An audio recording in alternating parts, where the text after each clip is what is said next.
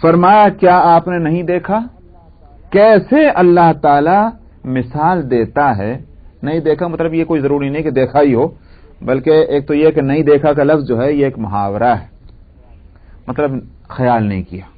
آپ نے کیا خیال نہیں کیا، اور خیال کیا بھی ہو تو بھی ایک محاورہ ہے. بولتے ہیں بھائی آپ نے دیکھا نہیں، کیا مطلب دیکھ تو رہے بھائی، پھر کیا کو پوچھتے ہیں دیکھا نہیں، مگر ایک تکیہ کلام ہوتا ہے یہ. اسی طرح سے قرآن حکیم میں بھی انسانی محاوروں کے مطابق الم ترى، کیا آپ نے نہیں دیکھا، کیا کیسے اللہ مثال دیتے ہیں کلمہ طیبہ کی، لا الہ الا اللہ محمد رسول اللہ. اس کلمہ طیبہ کی ایک مثال ہے. کیسی مثال دی اللہ تعالیٰ نے؟ فرمایا جیسے شجرہ طیبہ، پاکیزہ کلمے کی مثال ایک پاکیزہ درخت سے. کیسا ہے وہ کیا ہے پاکیزہ درخت، کیا حالت ہے اس کی؟ فرمایا اصلها ثابت وفرعها فی السماء.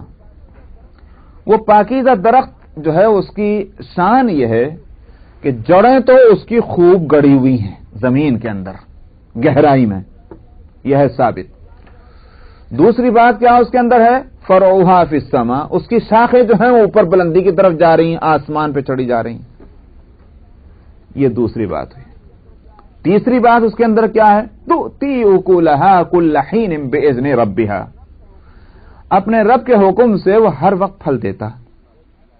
یہ تین باتیں بتلائی گئی ہیں ایک ایسے درخت کی جو کلمہ طیبہ کی مثال ہے. تو پہلے تو ان تین باتوں کو اس درخت کے سمجھ لیجئے. اگر جڑ مضبوط ہے، کیا مطلب وہ جڑ مضبوط ہوگی تو کیا ہوگا؟ درخت کو آندھی اور طوفان گرا نہیں سکتا. یہی ہوتا نا بھائی، ہوا چلتی، کون سے درخت گر جاتے ہیں؟ جن کی جڑیں مضبوط نہیں، اوپر ہی اوپر رکھا ہوا ہے، وہ تو ہوا کے جھونکے میں صاف ہو جاتے ہیں. اور جن کی جڑیں مضبوط ہیں اوپر جھومتے رہیں گے، جھونٹے کھاتے رہیں گے مگر گریں گے نہیں. کیوں؟ اس لیے اس کی جڑ مضبوط ہے، تو یہ طوفانوں کا مقابلہ کر سکتا ہے. نمبر ایک. دوسری بات کیا ہے؟ آسمان کی طرف اس کی شاخیں چڑھی جا رہی ہیں. کیا مطلب؟ زمین کی گندگیاں جو ہیں اس سے اس کے پتے اور اس کی شاخیں محفوظ ہیں. ایک تو وہ درخت ہے جس کو ہمارے بیل کہتے ہیں، زمین کے اوپر ہی چلتی ہے. کیا ہے؟ زمین میں گندگی ہے، وہ درخت بھی گندا ہو گیا، ہو جاتا ہے نہیں ہو جاتا. لیکن جس کی شاخیں آسمان پہ جا رہی اس کو گندگی کہاں؟ زمین کی گندگی اس کو کہاں کو لگے گی؟ وہ تو اوپر ہے گندگیوں سے دور. سمجھ میں آیا؟ یہ دو خصوصیت ہوئی اس کی. اور تیسرا یہ کہ ہر وقت پھل کھانے کو ملے. تو یہ ایک درخت ہے. کون سا وہ درخت ہے؟ کلمہ طیبہ تو اس کی مثال ہے، لیکن درخت کون سا ہے؟ نبی کریم صلی اللہ علیہ وسلم نے ایک حدیث اس تعلق سے ملتی ہے. آپ نے کلمہ طیبہ کے لیے نہیں بلکہ ایک اور فرمایا بتاؤ وہ کون سا درخت ہے کہ جو اپنے صفتوں کے اندر انسان کے مشابہ ہے. تو حضرت عبداللہ ابن عمر اس کی روایت کرتے ہیں. عبداللہ ابن عمر ابن الخطاب رضی اللہ عنہ کہ آپ نے ایک مجلس میں پوچھا، سب خاموش ہو گئے. آپ نے فرمایا کھجور.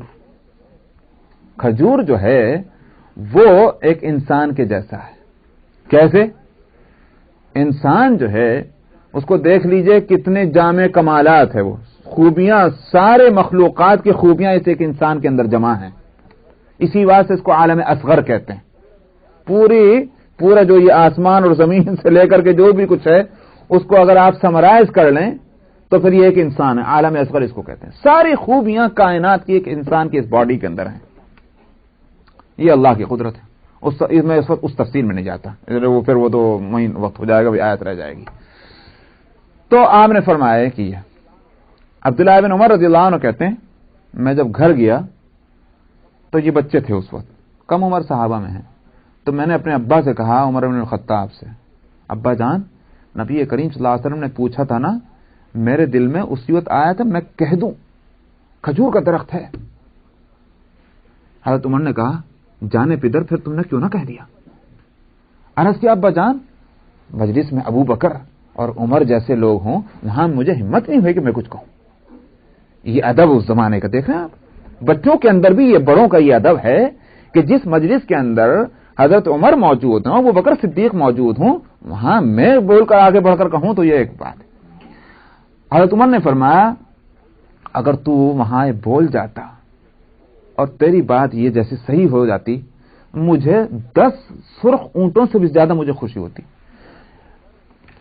عرب کے اندر سرخ اونٹ کی قیمت کیسی ہے؟ جیسے یہاں اس ملک میں رول رائس کی، سمجھ میں آ رہی؟ رول رائس بہت اچھی کار ہوتی ہے نا، جیسے اس کی ویلیو ہے، عرب میں سرخ اونٹ کی یہی قیمت ہوا کرتی تھی۔ اعلی درجے کا جو ہے وہ اونٹ سرخ اونٹ، تو اگر کوئی بہت بڑی بات بولنی ہو سرخ اونٹ سے زیادہ قیمتی، تو مجھے 10 سرخ اونٹوں سے زیادہ خوشی تجھے تیری اس بات کے بولنے سے ہوتی۔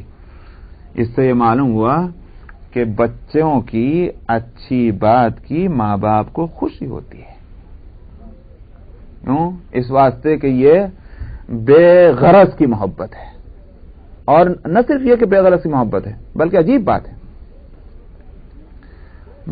کسی بھی دو تعلق والے انسانوں سے کتنا بھی مخلصانہ تعلق ہو، آپ جا کر یوں کہہ دیجئے ان میں سے ایک سے کہ صاحب آپ کے اندر وہ بات نہیں جو ان کے اندر ہے،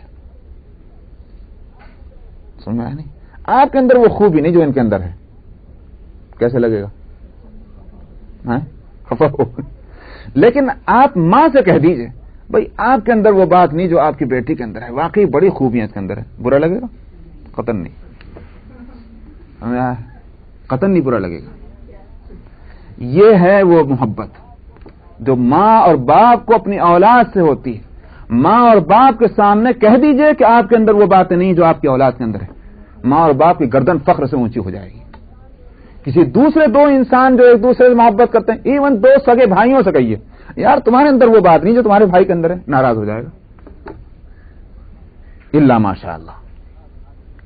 کہیں اگر شاذ و نادر کہیں اس کے خلاف واقع ہوں تو وہ ایک الگ بات ہے، ورنہ تو دنیا کے ماں باپ میں ایک کامن چیز ہے۔ تو آپ نے فرمایا کہ جہاں تک اس میں کہہ رہا تھا کہ حضرت ابن عمر رضی اللہ عنہ کے لیے حضرت عمر نے یہ فرمایا کہ تو اگر یہ بات کہہ دیتا تو مجھے اتنی خوشی ہوتی، اس لیے کہ ماں باپ جو ہیں ان کو اللہ نے محبت ایسی دی۔ تو حضرت عمر نے یہ جواب دیا، تو حاصل ہوا کہ یہ درخت ہے کھجور کا، کھجور کا درخت، اس میں یہ 3 باتیں موجود ہیں۔ جڑ اس کی مضبوط گہرائی میں، حالانکہ سیدھا ہوتا ہے، لیکن یہ ہے کہ طوفان آتے ہیں، اور عرب کے اندر تو وہ آیا کرتے تھے کیا ایسے ایسے طوفان کہ قافلے کے قافلے ریت میں دب جائیں۔ اب تو وہ طوفان ہی آنے بند ہو گئے، اللہ تعالیٰ نے بڑی مہربانی فرما رکھی۔ بہت سے تباہیوں کے جو اسباب تھے وہ تو اللہ نے ختم ہی کر دیے، انہی میں یہ طوفان جو آیا کرتے تھے ہوا کے۔ آپ دیکھ لیں ابھی بھی ایک پتہ نہیں یہاں کہیں ملتی ہوگی وہ کتاب، میں نے تو اردو میں دیکھی تھی، ڈاکٹر گستاو لیبان کی یہ کتاب ہے تمدن عرب، اردو میں اس کا ترجمہ کیا مولانا سید حسن بلگرامی نے، وہ اتنی موٹی زخیم اتنے لمبے اس کے سائز کی، اس میں پورا عرب کا کلچر قبل اسلام اور اسلام کے بعد پورا اس نے، یہ فرانسیسی اصل فرانس میں لکھی گئی کتاب، گستاو لیبان جو ہے فرانسیسی مصنف ہے، تو اس میں اس نے لکھا ہے کہ جب وہ وہاں طوفان آیا کرتے تھے اور وہ جو یہ قافلے کے، آپ نے یہ بھی پڑھا ہوگا رہبر کا لفظ جو ہوتا تھا یہ قافلے والوں کے لیے، تو وہ کرایہ پر لیا جاتا تھا رہبر، کوئی قافلے بغیر رہبر کے نہیں جاتا تھا، ایک قافلہ چلتا تھا رہبر کرایہ پر لیتے تھے، کیوں لیتے تھے معلوم؟ خالی اس لیے نہیں کہ وہ راستہ بتایا بھائی ناکس میں چلے جائیے، اس کو جانا تو اس کو چلے جاتے رہیے، نہیں، یہ بات نہیں تھی، وہ رہبر جو ہے وہ لیے جاتے تھے جب کوئی پریشانی کھڑی ہو تو اس پریشانی کا حل کیا ہو۔ مثلا تھوڑی دیر کے لیے مان لیجئے یہ پانی نہیں ہے، پانی ختم ہو گیا، اب رہبر بتائے گا کہ یہاں سے کتنے فاصلے پر کہاں پانی ہے، قافلوں کے لیے ورنہ بڑی پریشانی ہے۔ اسی میں ایک بات یہ ہوتی تھی کہ رہبر اس کو محسوس کرتا تھا کہ طوفان آنے والا ہے کہ نہیں آنے والا ہے۔ آپ دیکھ لیجئے یہ کمپیوٹر کیسا تھا، یہ کمپیوٹر پہلے بھی تھے حضرت، یہ اللہ کے دیے ہوئے، کہ طوفانوں کا پتہ چلانا کہ جب ہوا کا رخ جو ہے، ہوا ہلکی سی چلی اور ہوا کے انداز سے محسوس کرتے تھے کہ یہ ہوا جو ہے یہ طوفان لانے والی ہے، اور فوراً وہ کتنی دیر میں آئے گی وہ بھی ایک اندازہ کہ اتنی دیر میں طوفان آنے والا ہے جو اس طرح کی تباہی مچائے گا، پہلے اس سے پہلے ہم فلاں جگہ تک پہنچ سکتے ہیں، بچ سکتے ہیں۔ رہبر کا کام یہ بھی ہوتا تھا۔ چنانچہ ڈاکٹر گستاو لیبان نے وہ طوفانوں کی پوری تفصیلات اس کے اندر دے رکھی ہیں، کس طرح سے پورے قافلے کے قافلے ان طوفانوں میں دب جاتے تھے اور 100 سال کے بعد جب ریت کا طوفان پھر یہاں سے ہٹ کر دوسری طرف منتقل ہوتا تھا تو اس میں سے ہڈیوں کے ڈھانچے نکلا کرتے تھے پورے قافلوں کے. یہ عالم تھا. تو میں نے کہا کہ اس ایسے ملک میں کھجور کا درخت کھڑا رہتا تھا. اصلها ثابت, جڑ اس کی مضبوط ہے کہ طوفانوں کا مقابلہ کرتا ہے. تو اسی طرح سے کلمہ طیبہ, ہاں پہلے تو میں کھجور کی طرف, اور شاخیں آپ دیکھتے ہیں اوپر ہیں, شاخیں اوپر ہیں تو نیچے گندگیاں کیسی بھی پڑی ہوں زمین پر, کھجور کے پتے جو ہیں اس کو گندگی نہیں لگتی, وہ صاف ستھرے ہی رہتے ہیں. اور تیسری بات کیا ہے, توتی اکلھا کل حین باذن ربھا, دنیا کے ہر پھل موسم پر آتے ہیں اور موسم پر کھائے جاتے ہیں. زیادہ زیادہ آپ نے اب کولڈ اسٹوریج کا سسٹم چلا دیا, جس زمانے میں کولڈ اسٹوریج نہیں تھا کیا تھا, مگر کھجور وہ پھل ہے نہ کولڈ اسٹوریج کی ضرورت ہے اور نہ موسم پہ آتا ضرور ہے مگر سال بھر کھایا جاتا ہے. تو تی اکلھا کل حین باذن ربھا, یہ ہے کھجور کا درخت. اور اس کو مثال دی کلمہ طیبہ سے. کلمہ طیبہ کی کیا ہے, میں کہ اس کی اتنی گہری جڑ ہے کہ دنیا میں کفر اور شرک اور فسق اور فجور کے طوفان چلیں, اسی طرح سے قیامت کی وہ ہولناکیاں, ان سب کی اگر کوئی مقابلہ کرے گا کوئی چیز تو وہ ہے یہی ایمان, کلمہ, یہی جو ہے مقابلہ کرے گا. وہ جو اب آپ دیکھ رہے ہیں وہ جو پیچھے مثال دی تھی راکھ سے کافروں کے عمل کی, وہاں عمل تو ہے مگر ایمان نہیں, تو اس کی جڑ مضبوط نہیں, اڑ جائے گا ہوا میں. ایمان جو ہے وہی جڑ ہے کسی بھی عمل کی, وہ مضبوط کرتا ہے اس کو. اور پھر ایمان کے مطابق جو کلمہ طیبہ کے مطابق جو عمل ہوں گے وہ کیا ہے, وہ اوپر جا رہے آسمان کی طرف قبولیت کے واسطے, وہ نیچے نہیں رہتے اوپر جاتے ہیں. خود قرآن حکیم میں دوسری جگہ فرمایا الیہ یصعد الکلم الطیب والعمل الصالح یرفعہ, یہ آیت گزر چکی ہے شاید, ہاں گزر چکی. الیہ یصعد الکلم الطیب والعمل الصالح, نہیں وہ تو وہاں IMCC میں گزری تھی. یہ آیت ہے 22ویں سپارے میں. اس کی طرف اللہ کی طرف کلمہ طیبہ اوپر چڑھتا ہے اور عمل صالح کو بھی لے کے جاتا ہے. کیوں بھائی, سواری جدھر کو جا رہی سوار بھی تو ادھر ہی کو جائے گا, سمجھ رہے ہیں آپ کی کار کہاں جا رہی ہے, ڈاؤن ٹاؤن, اور آپ کدھر جا رہے ہیں, راکفورٹ. یہ کیسے ہو سکتا ہے, یہ تو نہیں ہو سکتا. اگر آپ کی کار ڈاؤن ٹاؤن جا رہی تو آپ بھی ڈاؤن ٹاؤن اس میں بیٹھنے جائیں گے. کلمہ طیبہ اوپر جا رہا ہے تو اس کے ساتھ جو اٹیچڈ اعمال ہیں وہ بھی اوپر جائیں گے. الیہ یصعد الکلم الطیب والعمل الصالح یرفعہ, یہ ہے وفرعها فی السماء, اوپر اعمال بھی جاتے ہیں قبولیت کے واسطے اور گندگیوں سے پاک صاف رہتے ہیں. ایمان ان اعمال کو گندگیوں سے پاک کرتا ہے. اور جس طرح سے کھجور کا پھل جو ہے 12 مہینے کھایا جاتا ہے, اس کا فائدہ 12 مہینے, ایمان والے شخص کے اعمال ہمہ وقت مفید ہیں, تکلیف دہ ہیں ہی نہیں. ہر عمل اس کا فائدہ مند ہے, اس کے لیے بھی دوسروں کے واسطے بھی. یہ ہے دراصل اسی بات سے فرمایا المسلم من سلم المسلمون من لسانہ ویدہ, یہ ہے ایک مسلمان. فرمایا مسلم وہ ہے کہ جس کی زبان اور ہاتھ سے دوسرے مسلمان محفوظ رہیں. کہاں کا اثر ہے یہ کلمہ کا, کلمے کا اثر ہونا چاہیے. تو یہ فرمایا کہ کیا آپ نے دیکھا کیسے اللہ نے مثال دی کلمہ طیبہ کی, شجرہ طیبہ سے, کہ جس کی جڑ ثابت ہے, جمی ہوئی ہے, گڑی ہوئی ہے, اور اس کے برانچز اور شاخیں آسمان میں ہیں, اور وہ دیتا ہے پھل, اپنے پھل ہر وقت میں اپنے رب کے حکم سے. وَيَضْرِبُ اللَّهُ الْأَمْثَالَ لِلنَّاسِ لَعَلَّهُمْ يَتَذَكَّرُونَ, اور فرمایا اللہ مثال دیتا ہے لوگوں کو تاکہ وہ نصیحت حاصل کریں. اس مثال سے میں یہ نہیں کہ واہ کیا مثال دی اور اٹھ کے چلے گئے, بلکہ یہ کہ اس سے نصیحت حاصل کرنی چاہیے. کلمہ کی کیا حقیقت ہے, ایمان کے کیا وزن ہے, کیا ویلیو ہے اعمال کے اندر. وَمَثَلُ كَلِمَةٍ خَبِيثَةٍ كَشَجَرَةٍ خَبِيثَةٍ اجْتُثَّتْ مِنْ فَوْقِ الْأَرْضِ مَا لَهَا مِنْ قَرَارٍ. کلمہ طیبہ کی تو وہ مثال دی. اب کلمہ غیر طیبہ جو ہے, یعنی اس کو اگر میں دوسرے لفظوں کلمہ ایمان, کلمہ کفر, تو وہ ظاہر ہے کہ اگر وہ کلمہ ایمان کلمہ طیبہ ہے تو اس کے مقابلے میں جو کلمہ کفر ہے وہ کلمہ خبیثہ ہے.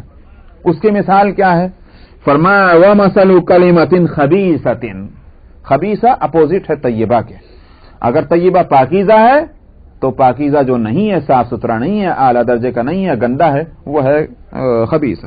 اور مثال کلمہ خبیثہ کی ایسی ہے جیسے کہ ایک گندا درخت۔ فرمایا اجتثت من فوق الارض، جو اوپر ہی سے جس کو اٹھا لیا جائے، اوپر ہی سے۔ اجتثت جثے سے ہے، جثہ کس کو بولتے ہیں؟ جسم جثہ بولتے ہیں نا۔ اجتثت پورا کا پورا اوپر ہی سے اٹھا لیجئے اس درخت کو۔ یہ ہے بھائی، درخت کی اگر جڑیں مضبوط ہیں تو آپ کبھی مشکل سے اگر کھینچنا بھی چاہیں گے کچھ جڑیں اندر رہ جائیں گی، مشکل پیوست ہیں پورے۔ لیکن یہ جو ہے ایک درخت جس کی مثال دی جا رہی، فرمایا اس کے اوپر ہی اوپر ہے۔ گندگیوں میں آپ نے دیکھا ہوگا کہ گندگیاں ڈال دیجئے کہیں، پانی پڑا برسات کا، کچھ نہ کچھ گھاس پھوس اوپر اٹھ جاتی ہے، اس کے بعد جب سوکھ جاتی ہے برسات کے بعد تو ہوا اٹھا کر پھینک دیتی ہے ادھر۔ یہی ہے وہ درخت۔ اجتثت من فوق الارض، زمین کے اوپر ہی اوپر سے آپ تم اس کو اٹھا سکتے۔ ما لہا من قرار، اس کا کوئی ٹھکانہ نہیں ہوتا، اس میں کوئی جماؤ نہیں ہوتا اس کا۔ تو یہ ہے کلمہ خبیثہ یعنی کلمہ کفر، اس کے کوئی جو ہے وہاں وزن نہیں ہوگا قیامت کے اندر۔ اور یثبت اللہ الذین آمنوا بالقول الثابت فی الحیات الدنیا وفی الآخرہ، اللہ تعالی ایمان والوں کو جمنے والی بات کے ذریعے سے جمائیں گے۔ جمنے والی بات کون سی ہوئی؟ کلمہ طیبہ، اس لیے کہ وہ اس کی مثال دے کر سمجھا گیا تھا نا کہ وہ جمنے والی چیز ہے، ٹھہرنے والی چیز ہے۔ فرماتے ہیں کہ ان ٹھہرنے والے کلمے کی برکت سے اللہ تعالیٰ ایمان والوں کو دنیا میں بھی جمائیں گے اور آخرت میں بھی جمائیں گے۔ یاد ہے میں نے ایک مثال دی تھی، میں نے کہا تھا کہ ایک مومن کی مثال جو ہے وہ اسی بال کی طرح سے ہے کہ جس میں ہوا بھری ہوئی رہتی ہے۔ میں نے اس روز مثال دی تھی کہ جب اس میں ہوا اگر محفوظ ہے تو وہ پٹخنیاں کھا کے پھر اوپر اٹھے گا، ترقی کرے گی بال، لیکن اگر ہوا نہیں ہے، لیک کر رہی ہے، وہ پھنس ہو جائے گی۔ اسی طرح سے مومن جو ہے وہ مصیبتوں میں پریشان نہیں ہوتا، مصیبتوں میں اس کا ایمان جو ہے وہ متزلزل نہیں ہوتا، بلکہ جتنی مصیبتیں آتی ایمان نکھرتا ہے۔ سمجھتے ہیں آپ؟ تو جتنا آپ کسی چیز کو رگڑ کر صاف کریں گے اتنا ہی اس کا اصل رنگ اس کا نکھر کر سامنے آئے گا۔ ایمان جو ہے وہ نعمتوں کو نہیں چاہتا، ایمان چاہتا ہی ہے آفتوں کو، تاکہ اس کا رنگ نکھر کر آتا رہے سامنے۔ یہ ہے ایمان کی بات۔ اس لیے اللہ تعالیٰ ایمان کی برکت سے جو جمنے والی بات ہے اس کی برکت سے ایمان والوں کو بھی جمائیں گے، دنیا میں بھی اور آخرت میں بھی۔ آخرت میں کیسے؟ وفی الآخرہ، آخرت سے مراد کیا ہے؟ آج کہتے ہیں کہ محشر، آج کہتے ہیں نہیں قبر، بھئی قبر کو تو آخرت نہیں کہتے، وہ کہتے ہیں آخرت دنیا کے مقابلے میں، یعنی یہ دنیا میں بھی اور دنیا کے علاوہ بعد والی زندگی میں بھی۔ قبر میں کیسے؟ حدیث میں آتا ہے کہ ایک مومن ایک کافر، دو ہی قسم کے انسان ہیں اصولی طور پر جن کو موت آنی اس دنیا میں، تو اس دوسرے عالم برزخ میں جب پہنچتے ہیں تو وہاں جو بھی اس کی قبر ہے، مراد قبر سے کوئی وہی گڑھا تھوڑی ہے، اس عالم برزخ میں ہر ایک کو جو ٹھکانہ ملا وہ اس کی قبر ہے۔ سمجھ میں آیا؟ چاہے پانی میں ڈبو دیجئے، چاہے اس کو جلا دیجئے، چاہے زمین میں دفن کر دیجئے، یہ تو ہمارے اپنے اعتبار سے گڑھا ہے، لیکن یہ ہمارے اپنے اعتبار سے قبر ہے، مگر اس کے لیے قبر جو بھی ہو ہمیں اس سے کوئی مطلب نہیں، اس کا جو ٹھکانہ مقرر کر دیا گیا وہ اس کے لیے قبر ہے۔ وہاں آ کر فرشتے اس کو اٹھاتے ہیں، فرشتے اٹھا کر اسے وہ 3 سوال کرتے ہیں، من ربک وما دینک وماذا تقول لهذا الرجل، کون ہے تیرا رب؟ جس کو میں ہمیشہ کہا کرتا ہوں اس کی نیشنلٹی پوچھتے ہیں، بتا تو کون ہے، من ربک تیرا رب کون ہے، وما دینک اور تیرا مذہب ریلیجن کیا ہے، وماذا تقول لهذا الرجل اور اس شخصیت کے بارے میں کیا کہتا ہے،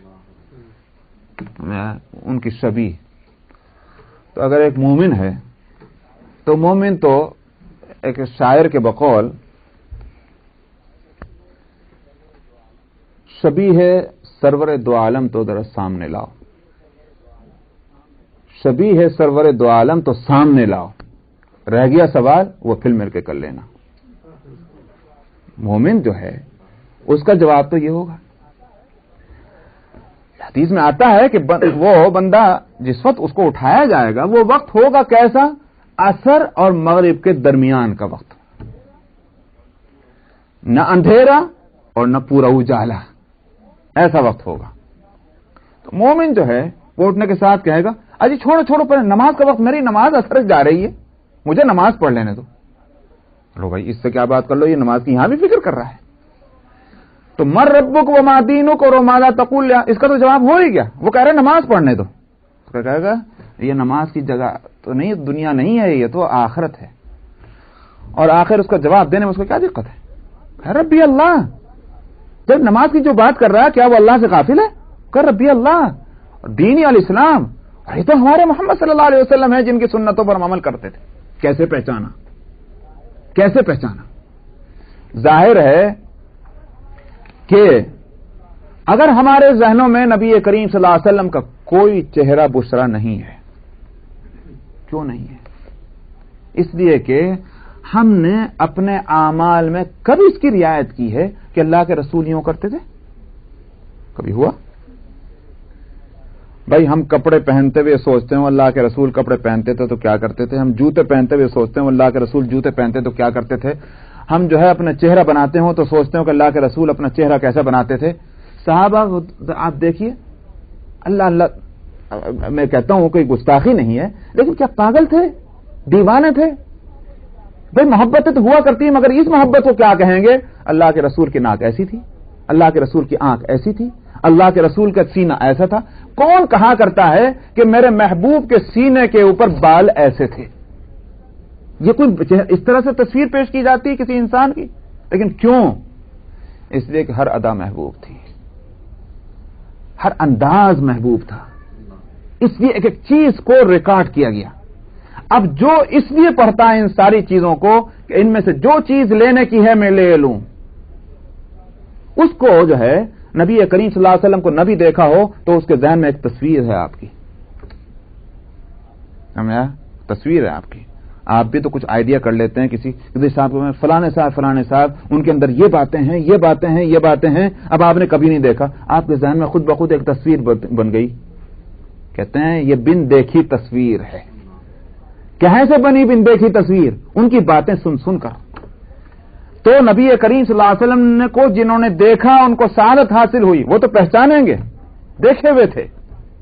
مگر جنہوں نے نہیں دیکھا وہ بھی پہچانیں گے, اس لیے کہ سنتوں کا ان کو علم ہے, دنیا میں ان کو سنتوں کا علم ہے.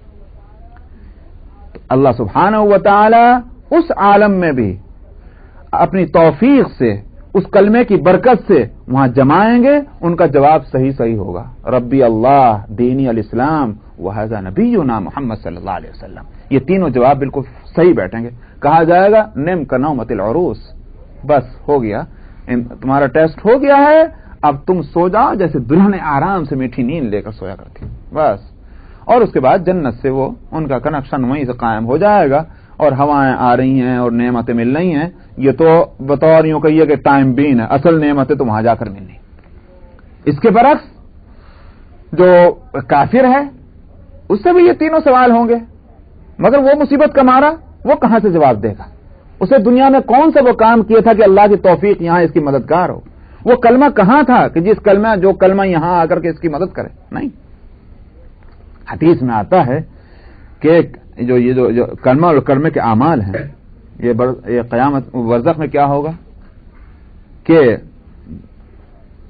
ہاں میں اس کو بات پورے کر دوں, پتہ نہیں اذان دینے والے ہیں کیا, کہ آپ نے فرمایا کہ یہ ہوتا ہے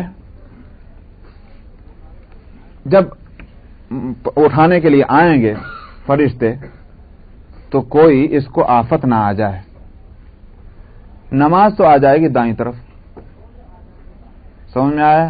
روزے آ جائیں گے بائیں طرف, صدقہ آ جائے گا پیروں کی طرف, قرآن آ جائے گا سر کی طرف. دنیا میں ہر چیز ہمارے لیے آفت ہے. اللہ نے حفاظت کا انتظام کیا ہوا ہے فرشتوں کے ذریعے سے, یہ حدیث پہلے بھی آ چکی. وہاں بھی ہے وہ آفتیں, جیسے دنیا میں آفتیں ہیں, طوفان کی آفت, ہوا کی آفت, یہ سانپ بچھو شیر وغیرہ, یہ سب اللہ نے باندھ رکھا ہے. ان کو کوئی نہیں ستاتا انسان کو, بندش ہے. جنات نہیں ستاتے, شیطان نہیں ستاتے. اسی طرح سے وہاں بھی آفتیں ہیں. ان آفتوں سے حفاظت کے لیے یہ چیزیں اس طرح سے آگے کھڑی ہو جائیں گی. نماز دائیں طرف, صدقہ روزہ بائیں طرف, اور صدقہ جو ہے پیروں کی طرف, قرآن شریف سر کی طرف. जिधर से भी आफत आएगी वो मुकाबला करेंगे, हटो इधर यहां बताओ।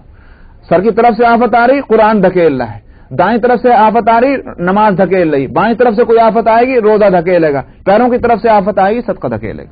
ये इंसान महफूज है। और जिसके पास इनमें से कोई चीज नहीं, दिल में कलमा नहीं, उस पर हर तरफ से आफत आएगी और कोई चीज उस आफत से रोकने वाली है ही नहीं, तो रोकेगा कैसे। यह है इस मिसाल से फरमाया कि युसब्बितुल्लाहु अल्लज़ीना आमनू बिलक़ौलि साबित, अल्लाह ताला साबित जमाएंगे ईमान वालों को जमने वाली बात के जरिए से दुनिया की जिंदगी में भी और आखिरत में भी, और अल्लाह बेराह कर देगा जालिमों को। यही है वो बेराह होना कि जिनकी कोई मदद नहीं होगी, न बरज़ख में न आशर में।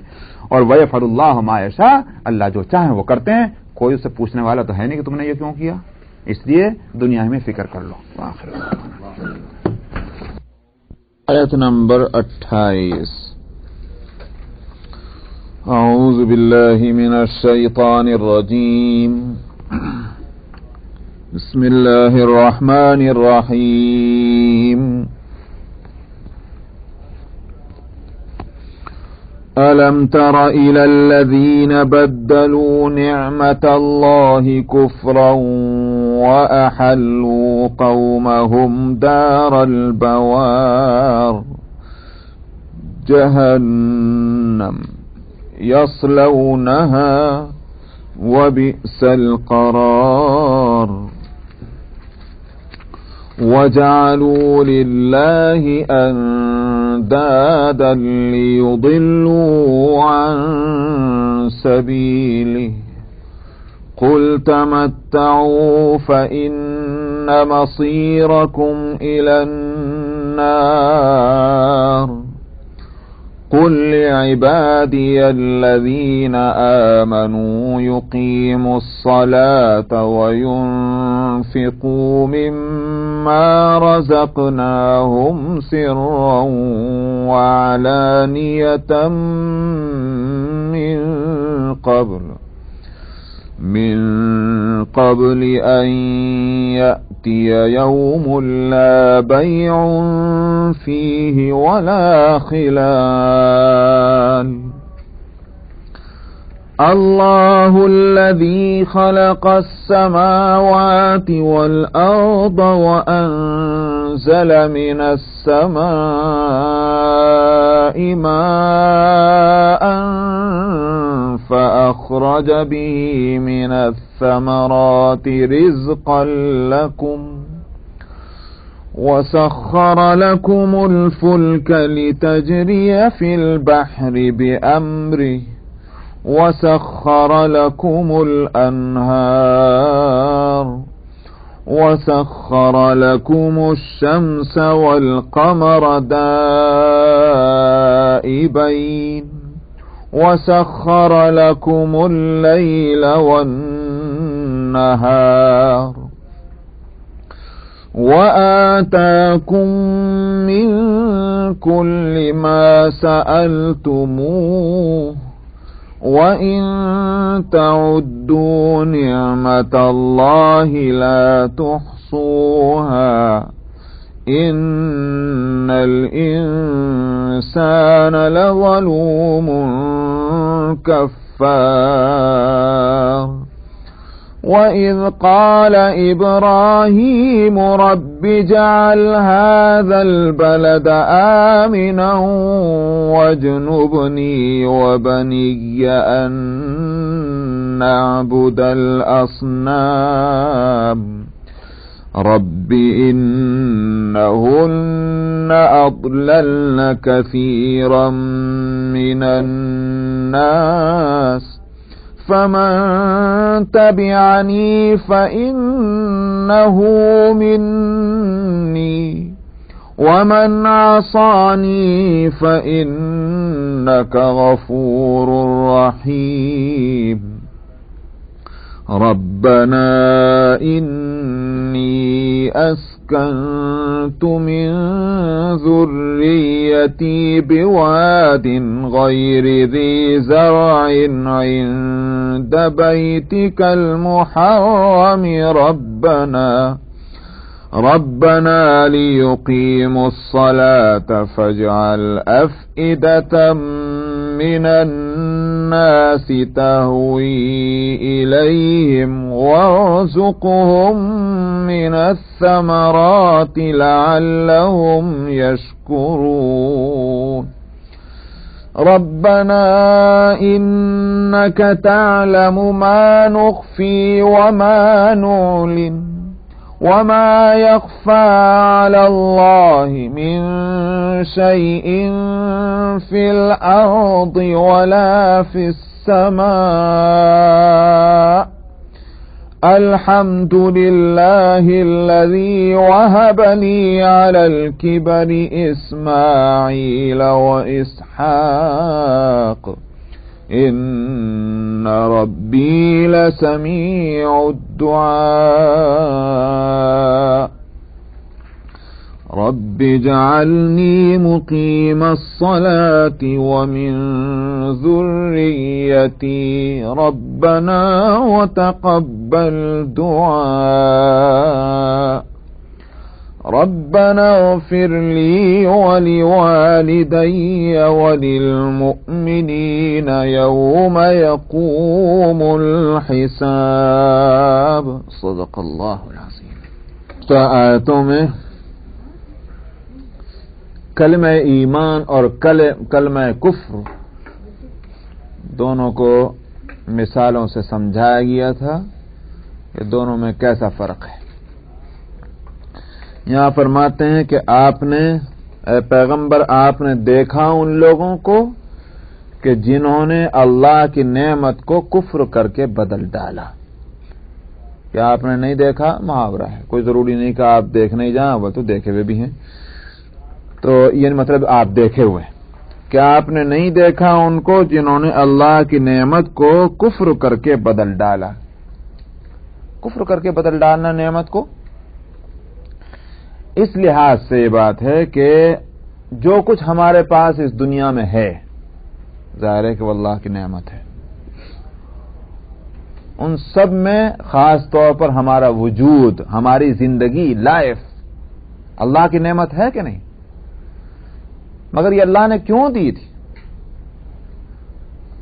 یہ زندگی جس کام کے لیے دی گئی اگر اس کام میں ہی اس کا استعمال ہو رہا تو بالکل درست صحیح جگہ اس کا استعمال ہے، اور اگر اس کام میں نہیں استعمال ہو رہا کسی اور کام میں استعمال ہو رہا ہے، اور پھر خاص طور پر وہ جہاں ہم استعمال کریں وہ اس سے کہیں گھٹیا اور معمولی درجے کی جگہ ہے کہ جہاں ہم اس کو استعمال کر رہے ہیں، تو اس کو کیا کہیں گے؟ آپ ناقدری تو کہیں گے. اس کی ایک مثال یہ ہے کہ صاحب آپ کسی کو $100 کا ایک بل دیں، صاحب جائیے آپ جو ہیں اس سے اپنی ضرورتیں پوری کر لیں. $100 میں اگر عقل مند آدمی ہوگا تو $100 کو واقعتاً اس طرح استعمال کرے گا کہ دینے والے کی بھی طبیعت خوش ہو جائے. کپڑے کی ضرورت ہے، کپڑا بنائے، کھانے کی ضرورت ہے، کھانا لائے، جو بھی ہے اس کو صحیح استعمال کیا پوری احتیاط کے ساتھ. دینے والے کو معلوم ہو کہ جو $100 میں نے دیے تھے بہت بڑی احتیاط سے بہت اچھی جگہ اس نے خرچ کیے، اس کا خیال ہوگا اور دے دو، پھر دے سکتا ہے. اس کے مقابلے میں ایک شخص وہ ہے کہ $100 دیے، اس نے وہیں اس کا رول کیا، ٹباکو اس میں بھرا اور اس میں میچ لگا کے سگریٹ پینے لگا $100 کے پیپر میں ٹباکو بھر کے. کیا ہے یہ ناقدری ہے. کم وقت تجھے اگر سگریٹ پینے کی عادت ہی تھی، ایسی بری عادت تھی بھی، تو سادہ پیپر لا کر اس میں یہ کام کر سکتا تھا. یہ $100 کا بل کہنے کو تو نے اس میں خراب کیا.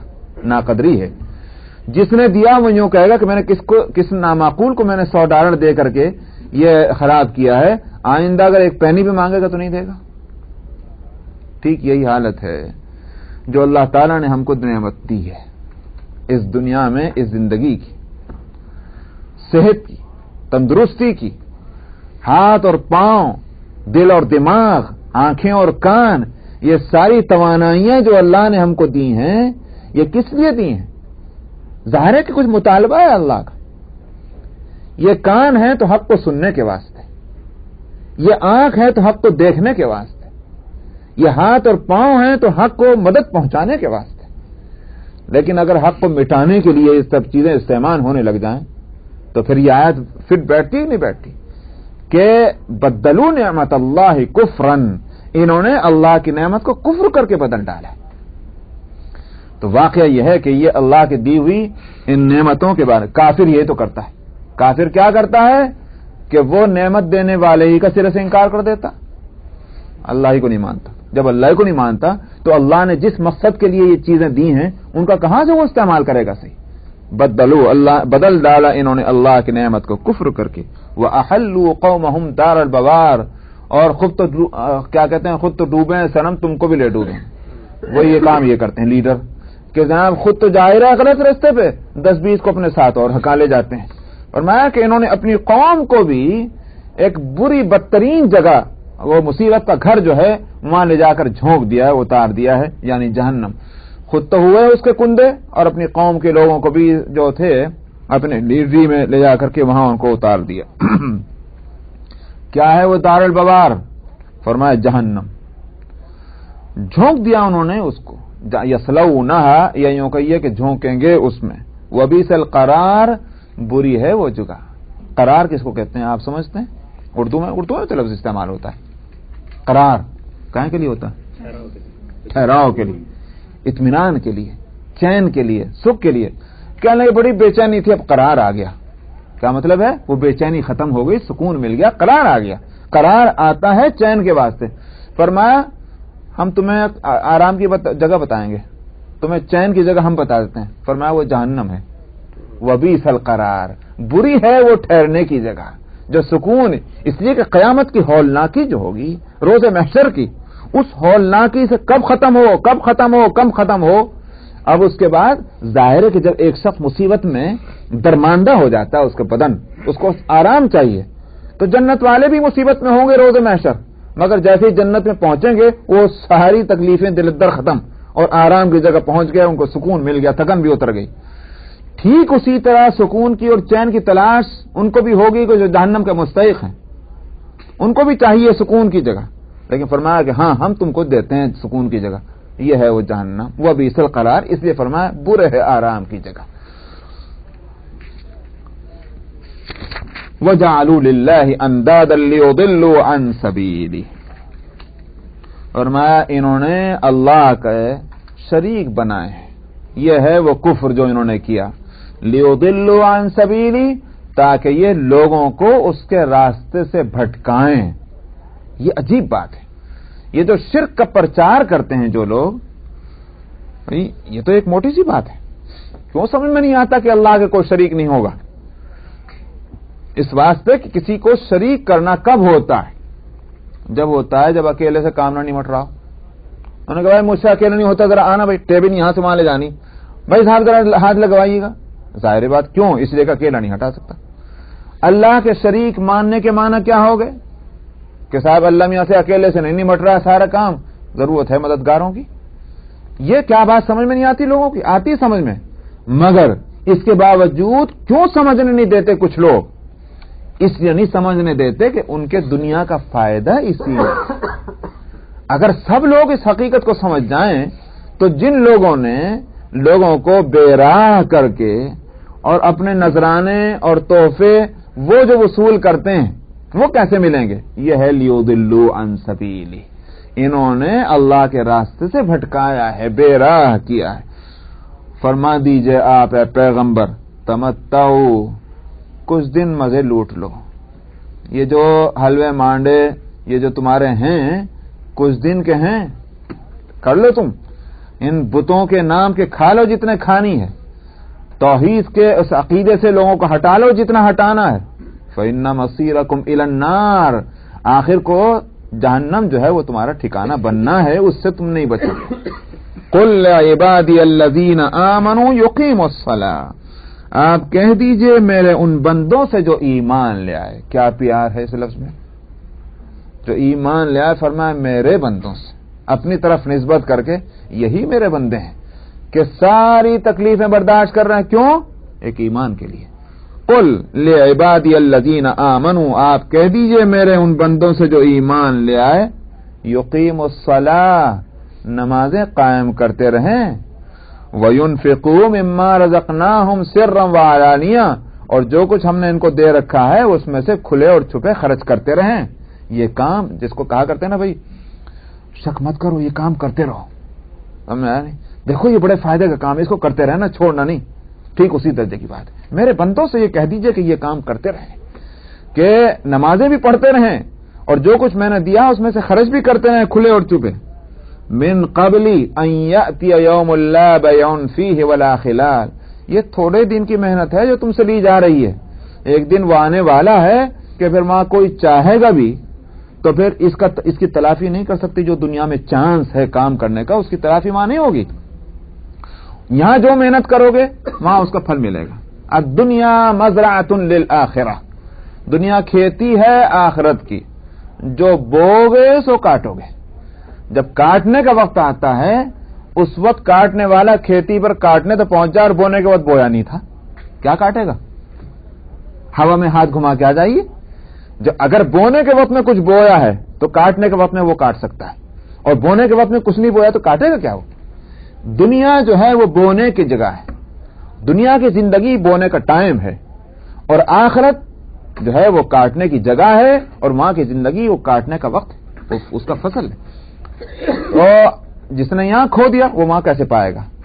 اب کہنے لگے چلیے صاحب بڑی غلطی ہو گئی ہے، ٹھیک ہے ہم بونے کے وقت نہیں بو سکے ہیں تو اب کاٹ بھی نہیں سکتے، تسلیم ہے بھائی ہم کسی دکان سے لا کر کے کھا پی لیں گے.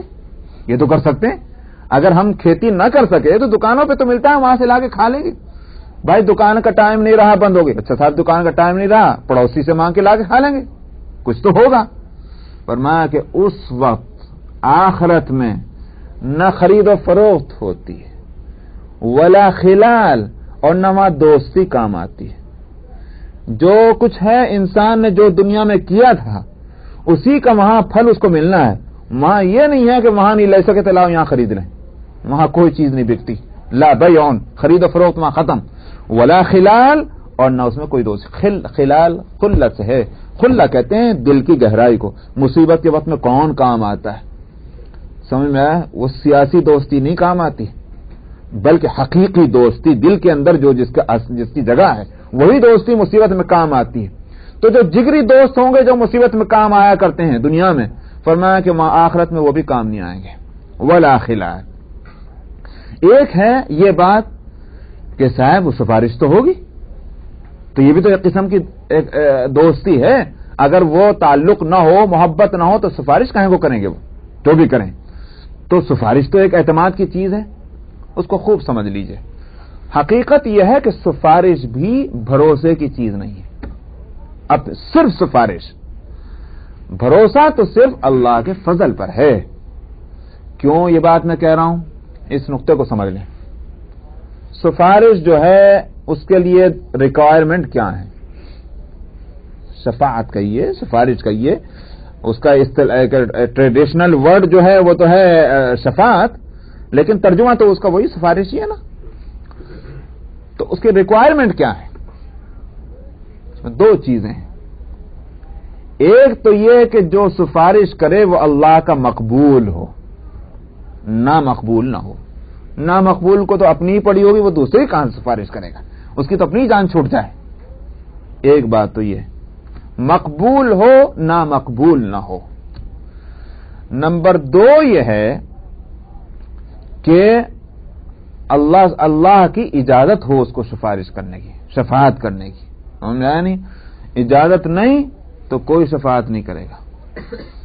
یہ ہے ریکوائرمنٹ، مقبول ہونا شفاعت کرنے والے کا، اور دوسرے اللہ کی طرف سے اجازت ہونا شفاعت کرنے کی. دیکھیے آپ، شفاعت تو بہت سے لوگ کریں گے.